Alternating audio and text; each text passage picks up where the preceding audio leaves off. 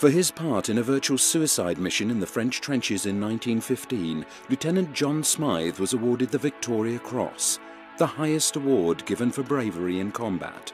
He and his volunteer group of 10 Sikhs were ultimately able to deliver 96 bombs to within 20 yards of the Germans' position.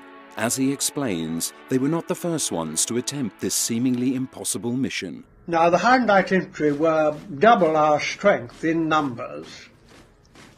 And as the morning wore on, they sent back a party of about 15 men under an officer. None of them got more than about halfway. They were all slaughtered. And then, from our own trench, the Highland Infantry, a bit later on in the morning, they sent a party forward, and exactly the same thing happened. Of course, the Germans were lying up for them, and they were all killed too. The very notion of sending another battalion into enemy territory seemed to be utter madness. Smyth, however, was only too aware that this would not detract the senior British command from planning another attempt.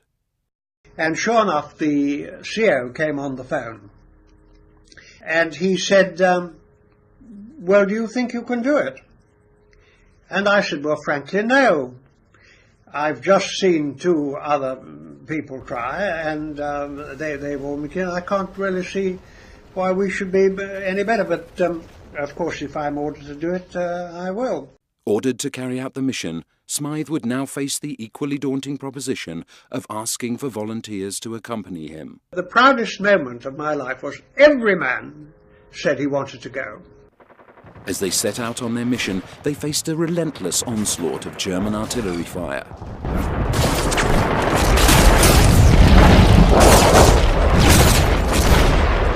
At 3 o'clock in the afternoon, I, with my 10 Sikhs, dropped over the parapet and started on our momentous journey.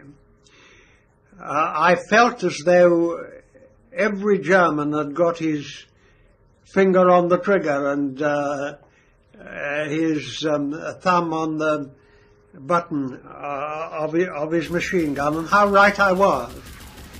An enormous cascade of fire descended upon us.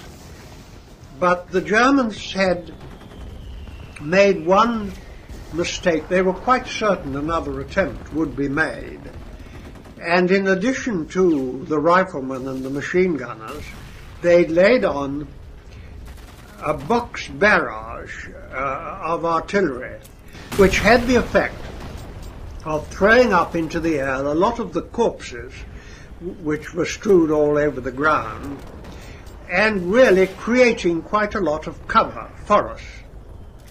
So although I lost 1 or 2 men from this first artillery barrage, it did give us more of a chance. Gradually, my men became hit.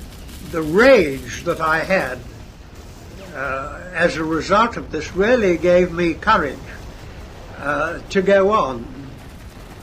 And the fact that every Sikh who could followed me wherever I led.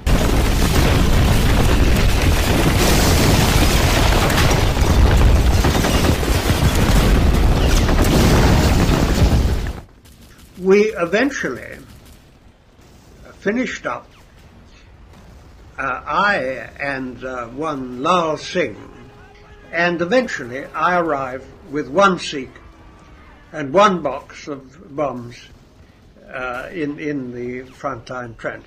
But that was just enough to hold the trench until dark. Unfortunately, Lal Singh was killed during that time. Following the raid, Smyth was finally able to return to his own trench, where he stumbled upon yet another example of extraordinary bravery and loyalty within his unit. I walked back to my trench right across the open, and on the parapet of our trench I found my orderly, Isha Singh, who had sat there all the time from 3 o'clock. He was the only person who was sure that I would come back. My death had been reported long before to the CEO. He stood up and he saluted and he said, Wagaruji ka Khalsa, Sri Wagaruji ki Fateh, which was the Sikh war cry. The terrible loss of life is something that haunted Smyth for the rest of his days, and he is left in no doubt about what contributed to the success of the mission. All those Sikhs that went with me were decorated, every one. That has never ever been done before. They were all decorated with the Indian Order of Merit or the Indian Distinguished Service Medal. I didn't think that we had one chance in hell of getting any further than the other people had got. Still less, as there was no surprise about it at all. What kept me going was the courage of my men. I gave them leadership and they gave me support. And I wouldn't have dared to go back, even if I'd wanted to, with them treading on my heels. And they wouldn't have gone back whilst I was still in front.